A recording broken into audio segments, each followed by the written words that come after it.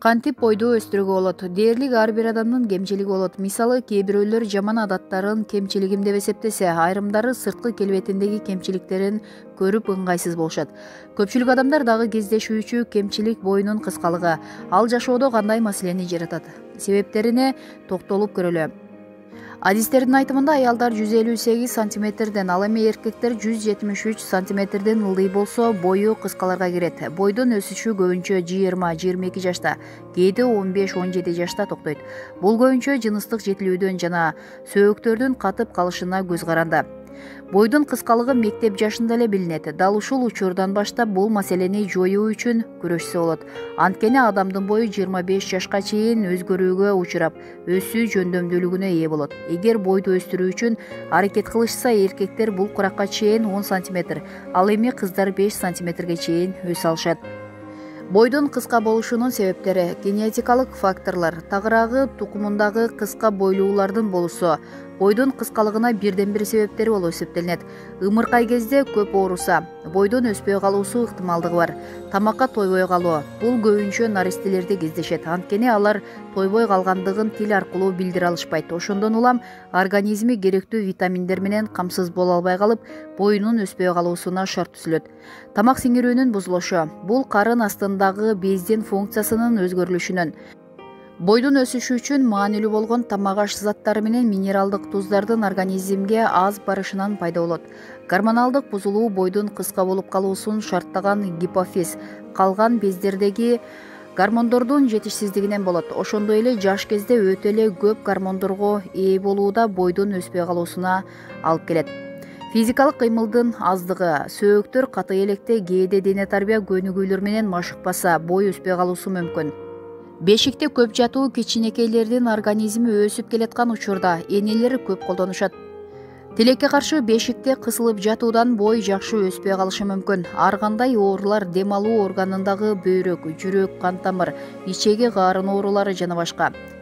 Кыска бойлуулуктун оң жактары: кыска бой кызыгууну, эмоцияны жаратат. Кийим тиккенде көп кездеме кетпейт, демек акчаны үнөмдөйт. Көп убакытка чейин жаш көрсөтөт. Бою кыска, бирок толук айымдардын бийик такалуу бут кийимдин кийип жүрүүсү арыктоосуна жардам берет. Генетикалык изилдөөлөр боюнча бою кыска адамдардын сексуалдуулугу жогору болот. Терс жактары: кыска бойлуулардын өлчөмү аз болгондуктан кийим тандоодо көп машакатты талап кылат. Бою кыскаларды бала сыяктуу көрүп, жакшы кабыл алышпайт. Ошондуктан карьерада бирөөлөр менен пикир алышууда маселе жаралат. Кыска бойлуулар жакшы байкалбагандыктан эл көп жерлерде тебеленүүдө калуулары мүмкүн. Семиргенде үйлөгөн шаар сыяктуу көрүнүп калат. Андыктан кыска бойлуулар салмагын көзөмөлдөп туруулары керек.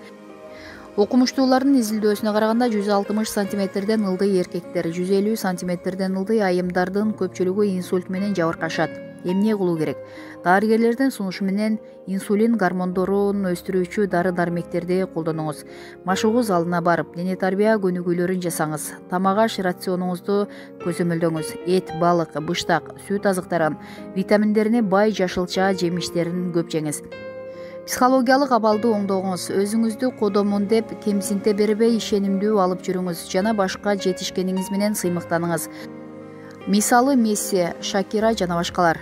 Бойду өстүрүү үчүн элдик ыкмалар: күн сайын бир сабизди кыргычтан өткөрүп, митана же өсүмдүк майына аралаштырып жесеңиз, сөөктөрүңүздүн өсүшү тездейт. Жумуртканын кабыгын ички пленкасынан ажыратып, порошок акыбалына келгиче майдалап, сууга аралаштырып, күнүнө 3 жолу 1 чай кашык менен ичиңиз. Кичинекей балдарга 2 стакан жылуу суу, сүткө жаңы чийки жумуртканы салып аралаштырып, күнүнө 3 жолу ичириңиз. 2 аш кашык ит уйкакка 2 стакан кайнак суу коюп, сыртынан уруп, жылуу жерге жарым саат коюп коюңуз. Бул суюктукту күнүнө 3 жолу жарым стакандан ичиңиз. Достор, ушуну менен бүгүнкүгө даярдалган кызыктуу маалыматтар мына ушулар болду. Эгер биз сиздерге кичине болсо да маалымат жеткире алган болсок, видеого лайк басып, биздин каналды досторуңуз менен бөлүшүп коюңуздар.